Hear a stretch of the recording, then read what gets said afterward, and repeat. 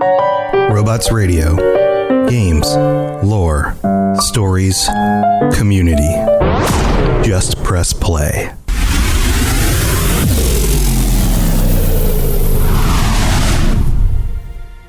Welcome to the Fallout Lorecast, the podcast that explores the boundaries of our knowledge about the world of Fallout. Welcome back to the show, everybody. Today I'm doing something different with how I'm going to be creating content on the show. And I thought it would be a lot of fun. And you can probably hear in the background, there's some sounds. What you're hearing is the forest. This is the location that you start in Fallout 76. You can probably hear some of the music in the background as well. And this isn't a Tom plays the game and role plays his character kind of thing, which I've done in the past. This is a new way to present some of the locations and some of the things you can find in the game in kind of a more visceral sort of way. So here's what I'm doing. I'm going to go on a tour through Fallout 76. I want to explore all of the most interesting locations and dig into them in the ways that I normally do on this show. We're going to go into some of the details, some of the history of the locations, but I want to do so in a more organic kind of way. I am spawning here in Fallout 76 at the vault, at Fallout 76, right when you come out of the vault. And I'm going to travel, at least for today's episode, out of the vault in the direction that most people do when they leave the vault, and we're going to discuss some of the locations that we come across and explore a little bit about them. So I'll be traveling in-game as we talk, and then when I get to certain locations, we might take a break and I might spend some time talking about some of the things at that location, and then we're going to continue on with our travel. So we'll get through a certain number of these minor and maybe major locations in this episode, and then we'll continue our journey exploring the map and kind of organically walking through the world in order to do so. So I hope you're into this. I hope you are excited for this adventure, and why don't we get started? So part of this is me walking through the game and explaining what you see as you get through the game. So we're leaving Vault 76, and if this was a new character, then you would have done the whole introductory section where you build out your character and all of that. But the first thing you notice after leaving the vault is that you're on a big platform, and there's a sign to your left. And this is the current version of what you see in the game now. This is something I've talked about on the show before. Fallout 76 is unique and interesting in a way because the previous major patches of the game have changed the world in substantial ways that are not going to change back. So some of the things that you would have seen in this game if you go back years now to the way the game originally was are different. So as we leave, you can see a sign to the left. When I believe this sign was here originally, it says, "The Wayward, opening soon. Food, drinks, rooms, refuge. Conveniently located at the corner of Route 86 and Route 88. Well, if I had an Appalachian, if I had a West Virginian accent, would it be Route or Route? Route. It'd be Route, right? It'd be Route 86 and Route 88, right? Something like that. All kinds welcome. So the sign is conveying that they accept ghouls. That's what that implies. And as we head south down, or actually, what direction are we going? Yeah, south down the stairs at the front of the vault. The vault is up on a kind of this hill. You can see the leftover celebration of 300 years of America. Vault Tech celebrates 300 years. This is big sign here. There's a Mr. Handy named Pennington. I suppose your conversation with those two seemed on the up and up. Okay, so he is responding to the conversation that I would have had with these two wastelanders, these two women who you meet as you're coming down the stairs, and you can get a little bit of information from them. They're kind of surprised that you have left the vault. And the other thing I didn't note here is that there are some balloons I hope the sound balance is good. I'm trying to keep the game volume a little bit lower than my voice. There are some some yellow and blue balloons here in front of the sign and in front of the Mr. Handy. And while you were working your way out of the vault, you would have come across a number of other Mr. Handys with very fancy sounding names. So as we continue south, down the stairs, we get to the women that, I guess are still here. I thought they were a little bit higher, but now I'm rediscovering this stuff in real time. Isella and Lacey. And these two have a shopping cart with some items that you can just take. They've got a little encampment here that looks like they've been staying here for a while, because there's a fire, there's some cans on the ground, and there's a lantern. And of course you can talk to them. I'm not going to do that again because I've already spoken with them, and sometimes the things that they say aren't going to make any sense for what I'm doing right here. As you continue down the hill, there's more stairs, and then there are some liberators. Some liberator bots, which are, you know, preaching communism or whatever. And, oh, I hear another one shooting at me. We're just going to keep going. We're going to keep going down this hill, following the path. And my gut says, and I would love to hear from you all, how many of you continued down the path to the south when you started, and how many of you went other directions, your first time? I know on multiple playthroughs I've actually picked different directions and things. I just came across some level 5 rabbits. There are some really rough-looking rabbits that are missing a lot of their fur. They've got these big, long ears. And as you go down the path, there is what looks like it's almost like a little treehouse-style fort. And if you go up it, there is a settler here. He doesn't have a name. Whereabouts. Seems like you need a little help. So, this guy is the first guy you meet, and he's willing to give you some items. He has a stim pack. He has some Radaway and some Radex. Let's ask for a stim pack.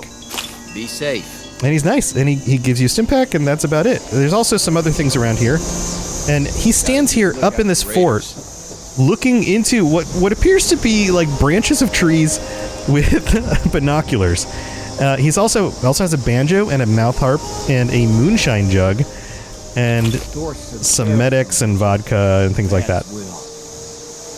And he'll just stand up here and talk to you. You can attack him if you want. I'm going to be nice. Down underneath this structure, there's a mattress and a cooking station and some other items that you can loot. I just stole his caps, so those caps are coming with me. Now, if you go back to the path and we continue south, my instinct is to just keep jumping now down off these like rocks and cliff areas and to continue southward. So let's keep going to the south and continuing down these rocks and things, because we're going to get to a few other locations where things begin to be a little bit more interesting. This is clearly the starting area of the game, right? So one of the first things you'll notice as you're heading down is what looks like an industrial area. On the you know how you have the little compass at the bottom with some symbols? Well, you have what looks like a factory symbol. And if you head over toward this, what looks like a factory symbol, you actually come across some logging that was happening. Oh, and some giant ticks that we're just gonna destroy here. These things are disgusting. I should do an episode on the giant ticks. I don't know that I could do an episode on just the giant ticks. But you come across what looks like a lumber factory. There's a big barn on one side and a big brick building on the other side, and the big brick building is broken. There's too many B words with R's. It's clearly busted up over the time. Although this area was not nuked during the war, so what's left here isn't due to that. And we're going to dig into some of the details about this in a little bit when I jump out of the game to get into the notes. But from here, you can head over to an area that is also particularly interesting. This is before we get to the Wayward, which is generally the goal for the main story as you're following the Overseer's path. The Overseer has a little location, a little camp off the side of the main road, And then there's also the Wayward, where you meet some other people. I've just found a little settlement that somebody made on this little lake on my way over to this isolated cabin. And that's the next location we're going to. This guy's got a nice little place built up here. It's one of the features of Fallout 76 is to come across the places other people make. So as we're now heading east to the isolated cabin, and you can find what looks like somebody's house. This is a place that somebody lived. There's a windmill out in the front, which is of course broken. It's kind of just this one-room shack, and there's a busted up old truck in the front. There's a doghouse around the back, and then there's an area right along the back of the house with a bunch of what appear to be bags hanging from a frame that was built. I don't know what those were originally used for. It looks like for collecting something, probably food from the farm nearby. There's some other items around here, but the most interesting stuff you find as you go up, typically there's a ghoul that you kill here, and on the ground you'll see Vault 51's Overseer dead. Body not decayed, just dead Vault 51 Overseer with a checklist and shelter building supplies. And if you look at the checklist, it says distract him, and these all have check marks next to them except for the last one. Distract him, stash the rest of the supplies, jump in the other crate, pray to God I survive, find anyone from 76, and then kill Zax. And that's the last one on the list, and all of them are crossed off except for the last one, which means that of course he wasn't able to kill the Zax unit from Vault 51. We just talked about this, right? But he was able to find someone from Vault 76 and did all of these other things. You also find a shelter building supplies list, which says need more materials to keep building in the shelter. Wood, steel, and screws are all checked off, but he's lacking gears and copper. Building in the shelter. And then there's a safe here to the left, and there's what's left over here from the original inhabitants. A bed that's broken, some other common items. The other thing of note here, literally of note, are two notes that are pinned to the front wall, and they're so bright they kind of glow. I think that's just the trick of the lighting where I'm currently playing. But here, let's take a look at it. The first one says Ghouls Note 1. And if we open that up, it says Mr. and Miss Braxton, my name is William Keller. I represent a group of brave men and women whom you may wish to meet. In the years since our new lives began, many of us have begun to lose things we once took for granted. Our skin, a face, an old voice. Oh, somebody's buying stuff from my camp. Most painfully, each of us have lived to see our friends and loved ones die around us. It's been 20 years. No one should have to suffer in loneliness and fear. You are not alone. The second note is Ghouls Note 2, and it says, if you are interested in meeting a group of your neighbors has gathered to the east. If you're interested in meeting, comma, there you go, that makes more sense. It's just the font is a little funny. A group of your neighbors has gathered to the east. We've been contacted by a larger community of ours living in the capital. Apparently, the city was hit hard, but they say a society is beginning to grow. We are considering joining them. WK. And I just sold another thing. So WK. So let's dig into this a little bit. All right, I'm now out of the game and got some notes here. So this is interesting. WK stands for William Keller. William Keller was a ghoul who initially lived in Appalachia before heading for the Capitol building in the Capitol Wasteland.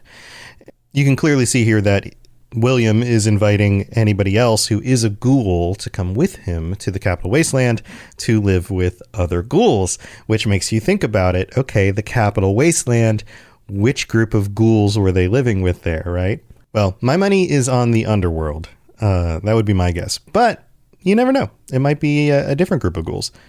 Now, we don't know much else about William Keller other than that William left another note. In fact, this is Ghoul's Note 1 and 2 that are on this isolated cabin.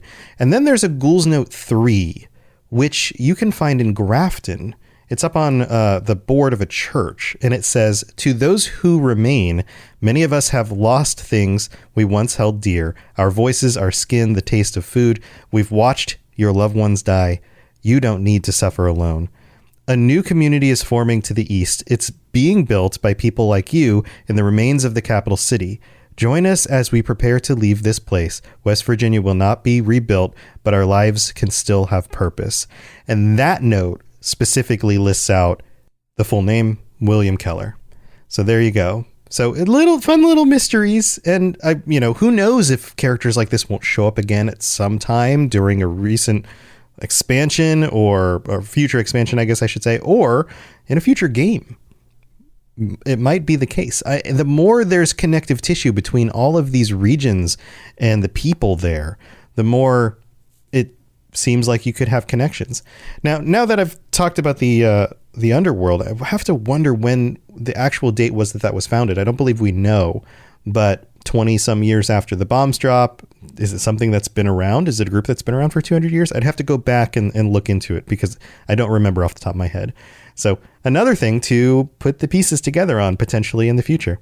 All right, we're going to take a quick break. We're going to go thank our patrons, and we will be right back. So don't go anywhere. It's time for that spring reset. I'm taking a look at everything in my closet and figuring out that, oh no, this absolutely needs to go. And it's about time I replace things so that my clothes aren't older than my 15-year-old. Now you might think that they lasted that long because they were well made, but no, they're in terrible condition.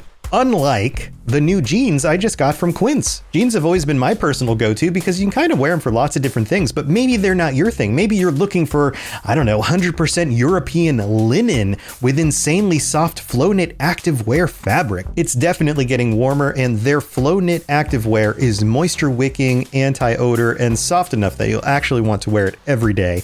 So pick out what you want. You can't go wrong because they have prices 50 to 60% less than similar brands. And like I said before, they are high quality. I continue to wear their clothes all the time, and I know that these new jeans are going to last me a lot better than the other things in my wardrobe. And on top of it, they look great. They're so comfortable, and I spent just as much on the jeans that I am now cleaning out of my wardrobe. So if you're looking for something better, just all around better, go check out Quince. So go do it right now. Refresh your wardrobe with Quince. Go to quince.com/falloutlore for free shipping and 365-day returns. Now available in Canada too. Go to quince.com/falloutlore for free shipping and 365-day returns. Quince.com/falloutlore. Hello there, old chap.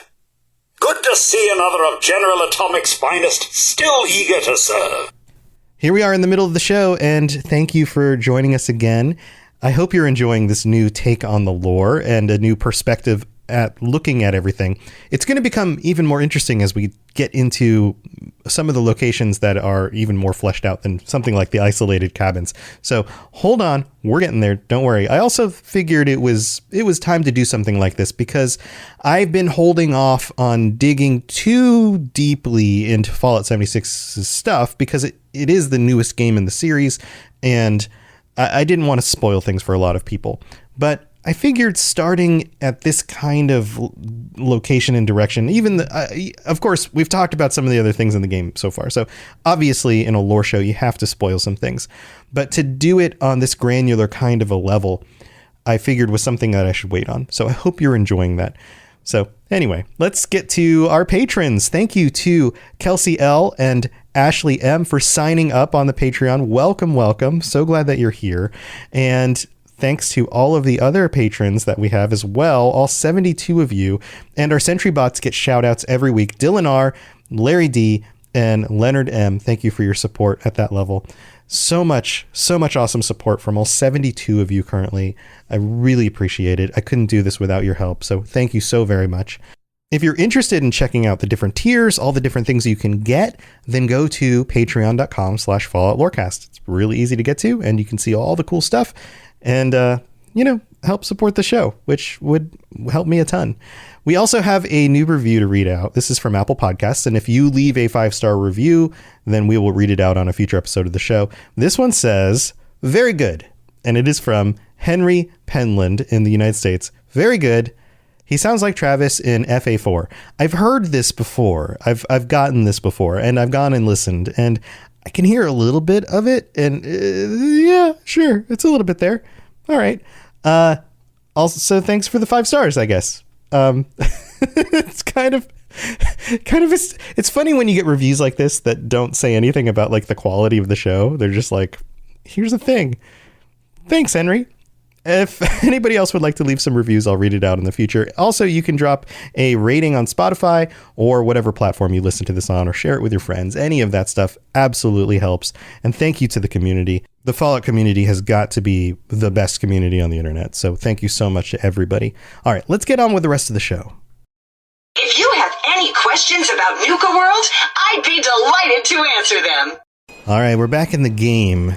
And from this isolated cabin location, we're going to head southwest because there's another location that we can go to that I believe most people will stumble upon on their way to getting to the Wayward and to the Overseer's location, their camp that they set up, because those are kind of major points that you're supposed to follow.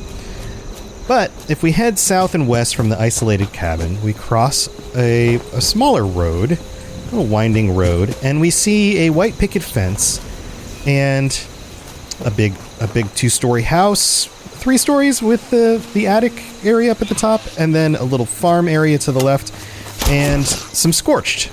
And this might be the first time that you run into the scorched, so I'm going to have to murder some of them as we look around the house. This is a location called, let me pull it up on the map. It is called Waxon Homestead.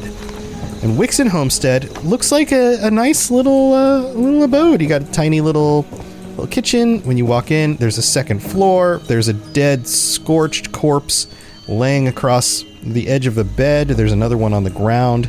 There's a wooden crate with some items in it, some beneficial items.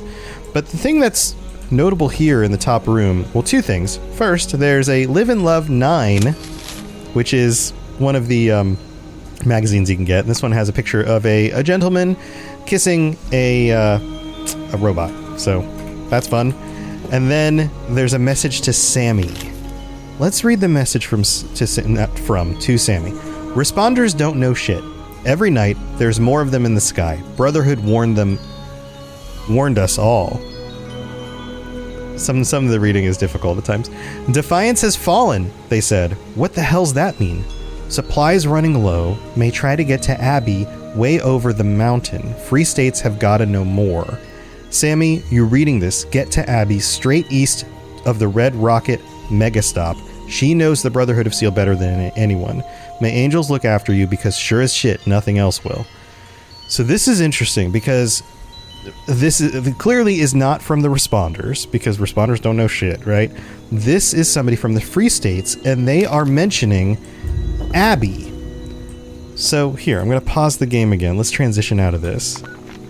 All right, so who is this Abbie character? Well, Abbie is Abigail Singh, and this is what Abigail sounds like. If we hadn't bothered with this stupid system, they'd all still be here. Well, guess what?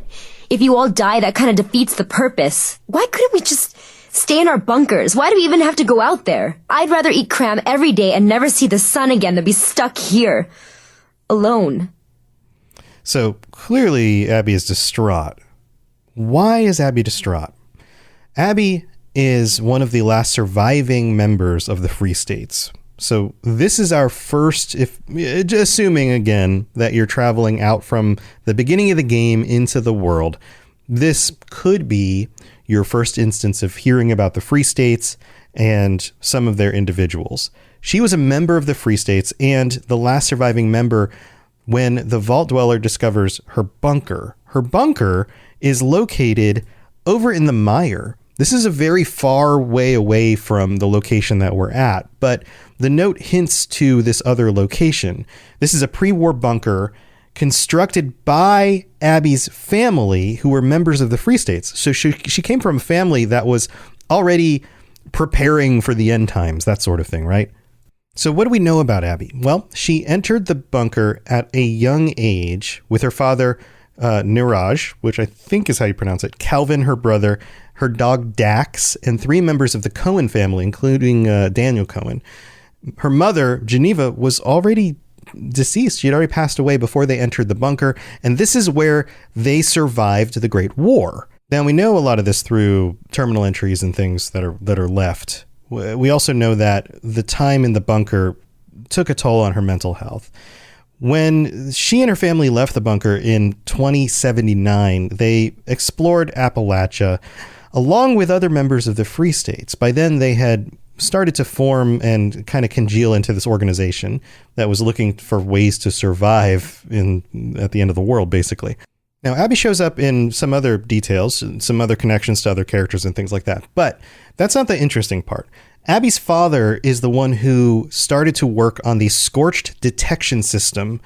Now, if you've noticed the little yellow boxes all over the place, this is the remnant of the scorched detection system. This was supposed to be an early warning sign, and it was developed by Abbie's father and with the help of the Free States in order to detect the radiation signatures of scorched before they were coming.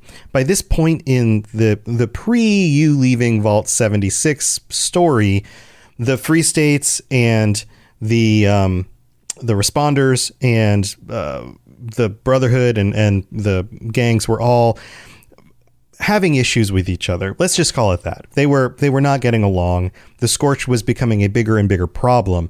And one of the solutions was to design something that would help people detect it or detect them before they showed up. Abbie's father never completed it, though. He had Parkinson's and he suffered from that and eventually probably died from it. Kelvin, her brother, also passed away, and fortunately her father had instructed her on how to continue working on this scorched detection system, but it was never completed. By the time you discover all of this and discover her little, it's not a vault, I guess, her little bunker, she's gone. And not necessarily gone in a passed away sort of way, gone in a, we know that she was headed to the top of the world in order to find Hank Madigan's uplink, but it's still there in the basement of the Pleasant Valley Ski Resort, and Rose doesn't mention meeting Abbie, so we don't know where she ended up. She's kind of missing. And we do know from the notes and the dialogue and the recordings or whatever that she left behind that she believed that basically everybody she knew had passed away. She didn't finish the scorched detection system, but she does leave instructions for you to be able to follow through with this. Abbie's an interesting character because she's the center of a few different storylines and quest lines and some of the other things that are going on. And ultimately, we don't know what happened to her. All we have are the little voice notes she leaves. And some of them are pretty awkward. We've got this one. Check this out. Howdy, stranger. Ugh. Oh, God. I can't believe I said that. This is stupid. You're all alone, no one to hear, no one judging, and you can't say a simple line. Great. Yeah, you can see that she's like starting to come apart. Here's another one. Greetings, stranger. Now, don't panic. My name is Abbie. I'm not your enemy, and this isn't a trap. In fact, if you're hearing this, it means I'm not even alive. But is that true? Is she really not alive? Let me know your thoughts on that. Now, back to Waxon Homestead, which is where we found the note that led us off on this journey to find out about who Sammy was. There are a few other items that are worth checking out there if you are exploring the area. There's a potential Vault-Tec bobblehead in the hangar area near the large storage shelf on a barrel. There is, of course, the magazine that I mentioned. And then there are 3 potential armor plans or mods. In the hangar, on the metal shelf next to the weapons bench, inside the barn on a metal shelf on the northeastern corner, and inside the barn on a metal shelf to the right of the armor workbench. There's also a potential weapons mod in the hangar on a metal shelf next to the weapons workbench. So this is one of those locations, especially early on, that's worth checking out or going back to if you're looking to collect some of these things. And if you've gotten this far, then you are very close to the camp that the Overseer leaves for you, leaving Vault 76, and the Wayward. And so that's where we're going to kick this off next time. We're going to go visit the camp. We're going to go check in at the Wayward. We're going to get to meet some of the individuals at the Wayward and dive into a little bit of that part of the story before breaking off to explore some other locations. So what I think I'm not going to do is take everyone directly through the main storyline beat by beat. I think I'm going to leave that for people to follow, especially newer players who are jumping into the game, and explore that and come across the story. I'm not going to explain the story, but what I am going to do on future episodes is jump back in and travel in another direction. Because from the Wayward, you can follow through with the storyline and you end up in a mine and all of that stuff. Or you can head down the road into the city and learn a little bit more about the responders and what was going on in this part of West Virginia. So I think that's where I'm going to go next time. I hope you've enjoyed this new take on things. I hope you've enjoyed the sounds, and I'm going to make this episode, put this up in stereo so that you get some of the stereo effects of the gameplay, except that I forgot to record the first little clip in stereo. So if you go back and listen to the first, 5-7 minutes, something like that, it's not in stereo. And then all of a sudden it is. It's probably a quality change you noticed as you were going through the episode, but I couldn't redo it. So I hope you've enjoyed that. Thank you everybody for being here, and give me some feedback. Let me know if you like this format of the episodes, and I'm looking forward to digging in a little bit more on this kind of ground view level of everything. So stay safe out there in the wasteland. I'll see you next time. To plug into everything else we're doing, check out robotsradio.net. Reach out to me on Twitter at robots_radio. Check out the Robots Radio Rocket Club, where you can join me and a bunch of our other creators creating your podcast, starting a new podcast, or helping your current podcast grow. There's more information about that on robotsradio.net as well. And you can always talk with us and the entire community, over 2,000 people on the Robots Radio Discord. Come join us. We'd love to chat with you. See you guys next time.